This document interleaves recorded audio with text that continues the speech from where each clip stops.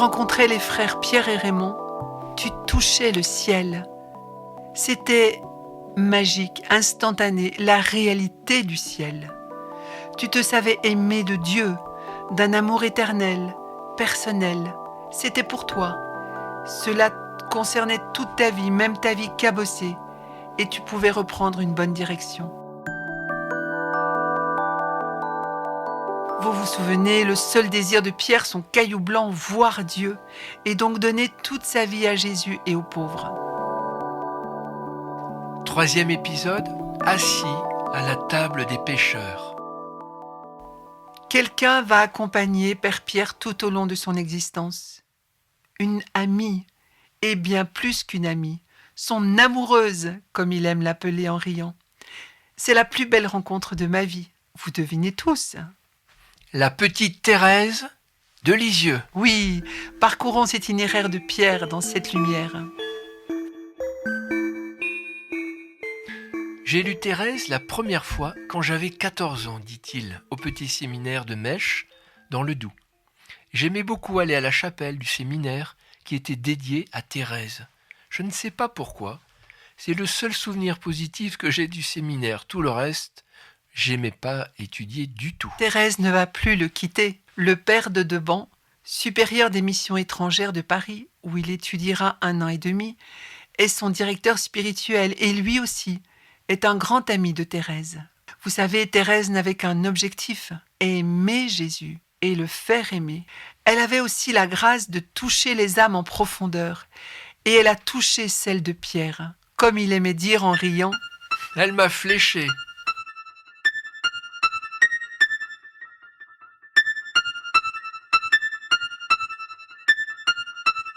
Chaque soir et jusqu'à la fin de sa vie, nous avions un petit rituel. Nous récitions l'acte d'offrande à l'amour miséricordieux de Thérèse. Pierre avait plus de 500 cassettes et conférences sur la petite Thérèse. Tout ce qui la concernait le touchait. Il a d'ailleurs écrit un livre illustré sur elle. Il aimait la magnifier à ceux qu'il rencontrait avec cette tirade. La plus grande sainte des temps modernes, disait Pie X, ou l'étoile de mon pontificat, disait Pie XI, une ruse de l'Esprit Saint, Emmanuel Mounier. Il rappelait aussi les paroles de Saint Jean-Paul II dans l'infirmerie de Lisieux. Thérèse n'a pas fait de spiritualité, elle a vécu l'Évangile. Vivre l'Évangile, plus que faire du baratin de curé, disait-il. Qu'est-ce que Jésus me dit à moi, aujourd'hui, dans l'Évangile de ce jour ?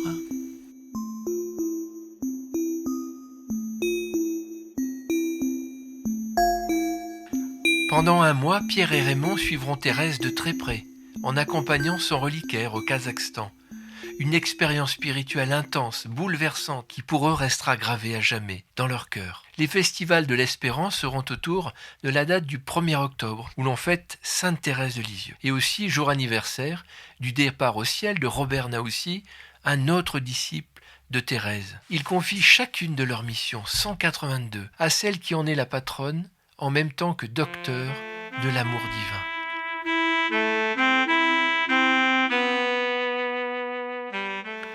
Un événement bouleversant justement en pleine mission à Bogota en 2006, avec les filles mal aimées de la rue. Les frères demandent à Maria Dolores, une jeune de 19 ans, de lire ce qui est pour eux une des plus belles pages de toute la littérature chrétienne. Ces jeunes femmes connaissent Thérèse parce qu'elle leur donne beaucoup d'espoir. Et Pierre souvent proclamait ce passage qu'il connaissait par cœur. Thérèse écrit une lettre à l'abbé Bellière. « Moi, si j'avais commis tous les péchés possibles, j'irais me jeter, le cœur plein de repentir, dans le cœur de Jésus. En 1 seconde, oui, en 1 seconde, pchit, tout serait été effacé. » Émue, Maria Dolores, la jeune lectrice continue. « J'ai toujours désiré être une grande sainte, mais j'ai toujours constaté qu'il y a entre moi et eux la même différence qui existe entre une montagne et un grain de sable. Je puis donc, malgré ma petitesse, aspirer à la sainteté. Me grandir, c'est impossible. Je dois me supporter tel que je suis, avec toutes mes imperfections.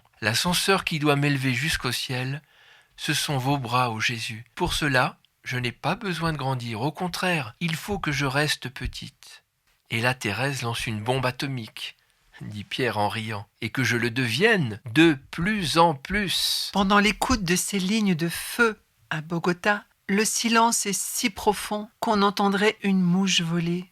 Quand Maria Dolores ferme le livre, les larmes coulent sur ses joues et sur les nôtres, disent les frères. Thérèse bouleverse le cœur des petits, même si j'avais commis non pas tous les péchés, écrit-elle plus tard, mais tous les crimes du monde entier. J'irai me jeter plein de repentir dans le cœur de Jésus, et en une seconde, tout serait effacé. Et il termine. Oui, Thérèse est la plus belle rencontre de ma vie. Mais bien sûr, après le Père, qui est un océan sans limite, qui s'appelle la miséricorde infiniment amoureuse de Dieu pour chacun d'entre nous. C'est Saint Jean qui nous dit cela. Et après Jésus, après l'Esprit Saint, Marie.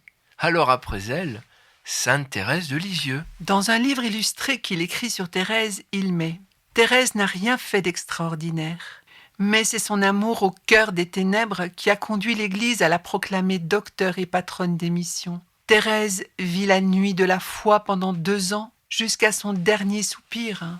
La nuit du jeudi au vendredi saint 1896, Thérèse vomit du sang. Elle veut donner sa vie pour ses frères du monde entier. Elle a toujours la foi, mais elle n'a plus la certitude de la vie éternelle. Thérèse s'est assise à la table des pécheurs, comme Jésus sur la croix qui s'écrie « Mon Dieu, pourquoi m'as-tu abandonné ?» Et c'est au cœur même de cette épreuve que jaillit sa petite voix d'abandon. Ce n'est qu'au dernier moment qu'elle ouvre les yeux et qu'elle s'exclame avant de remettre son esprit « Mon Dieu, je vous aime ». À travers elle, le Seigneur nous dit « N'aie pas peur, tel que tu es, jette-toi dans les bras de ma miséricorde ». Pierre est fasciné par la confiance avec laquelle Thérèse vit sa nuit de la foi. Il recevra la même grâce, s'asseoir à la table des pécheurs. Mais qu'est-ce que ça veut dire ? Souvenons-nous de l'appel de Pierre. Il saute à l'eau pour sauver 2 vies en train de se perdre. En Espagne déjà, il est bouleversé par ce monde de luxe et de débauche.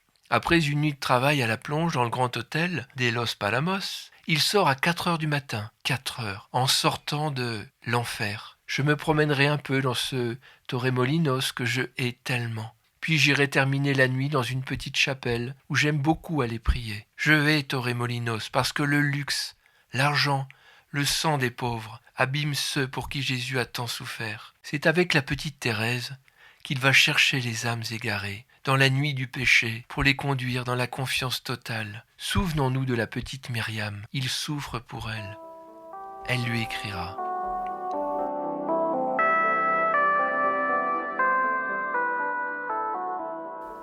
Ernesto, tu resteras toujours pour moi celui qui m'a aidé à sortir de ma nuit et m'a fait rencontrer celui que je cherchais dans ma solitude, ma désespérance et ma souffrance morale. Pierre est poussé à offrir sa vie en sacrifice. Souvenons-nous. La nuit du 13 décembre 71, j'ai offert ma vie pour la rédemption de ce monde, car les vues de Dieu sur ma sœur m'y obligeaient. Toute ma vie, je veux monnayer cette offrande, mais je crois, devant Dieu, que je ne suis pas fait pour affronter un tel monde de luxe et de péché. Et comme toi, Raymond, il y a quelques années, je ressens profondément comme un appel à monnayer cette offrande de ma vie pour le monde des bars, des salles de fête, des night-clubs, des playboys, en me mettant au service des plus pauvres qui souffrent, dans leur corps, les conséquences du mal. Pierre est conduit vers les âmes qui peuvent se sentir comme éloignées de Dieu. C'est vraiment sa grâce. Les missions avec les jeunes filles mal aimées de la rue en témoignent. Avec son frère Raymond, il va les chercher, au risque de sa vie, dans les rues louches et dangereuses. Il sait les acheminer vers le cœur miséricordieux de Jésus et les aider à accueillir la tendresse du Père. Certains l'appellent Papa, car il transmet cette paternité pleine de tendresse du Père du ciel.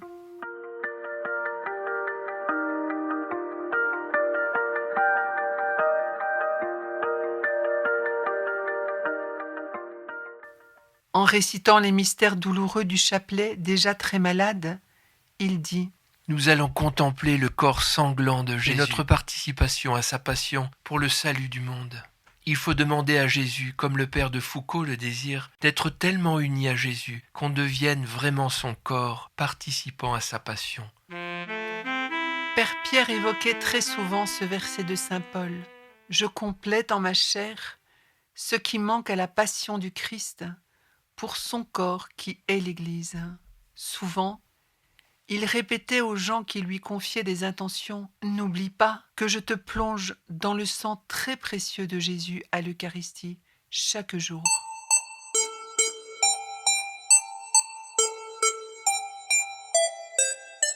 Quelques jours avant de nous quitter, Pierre reçoit une très grande grâce, bouleversante.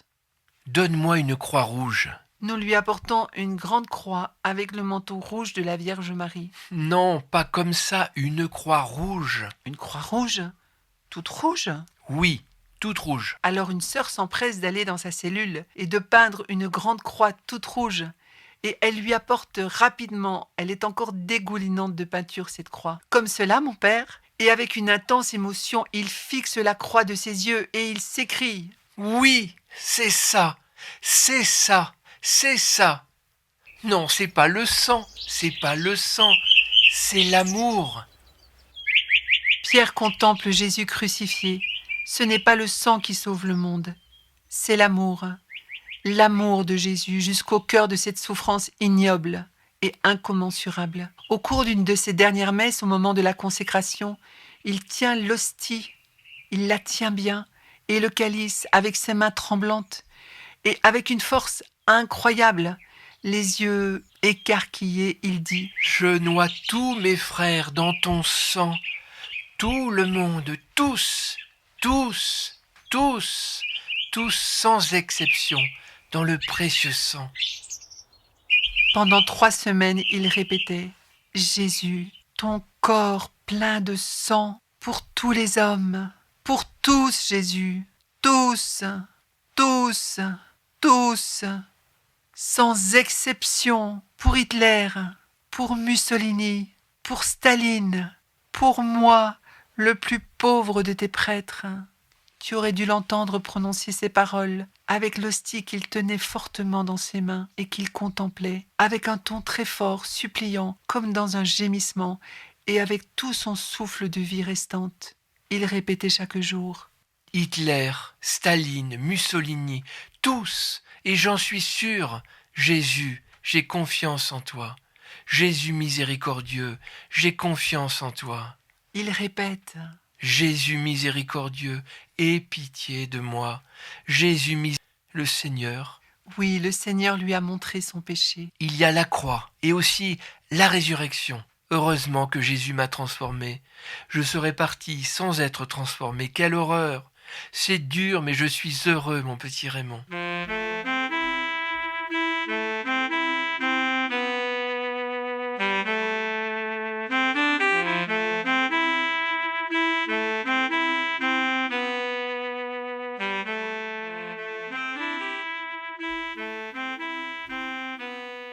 Pendant cette période, Pierre pleure. Il sanglote en voyant son péché. Et nous ne pouvions pas le consoler.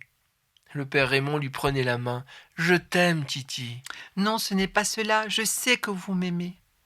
Jésus me montre toute ma vie. Il était impossible de le consoler.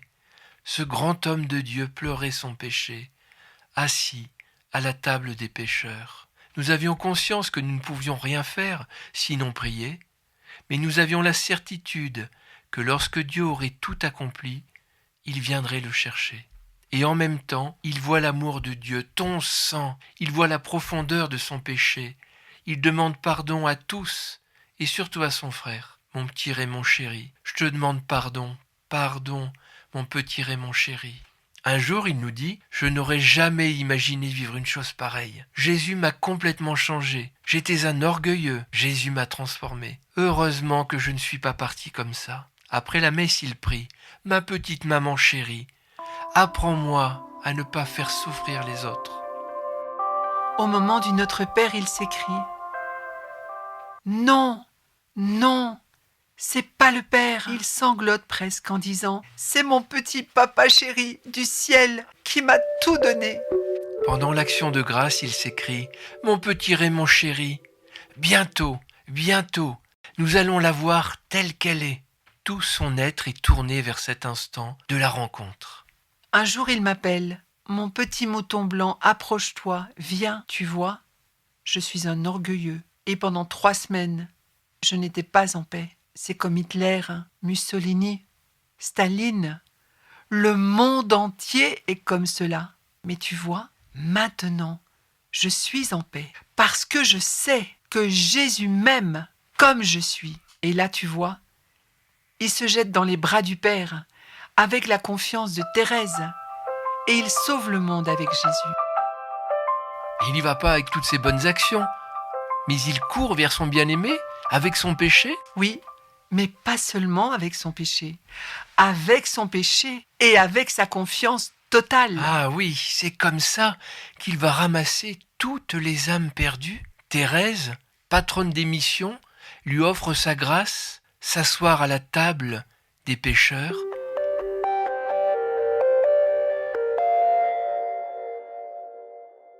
Tu te souviens, 54 ans plus tôt, Pierre écrivait à son frère Raymond. « Raymond, ce que je demande avec beaucoup de foi, c'est ton entrée dans le mystère éblouissant de l'amour, par l'unique chemin de la croix. » Quelques jours avant le départ de Père Pierre, Père Raymond me dit « Tu vois maintenant, Titi est vraiment entré dans l'amour. »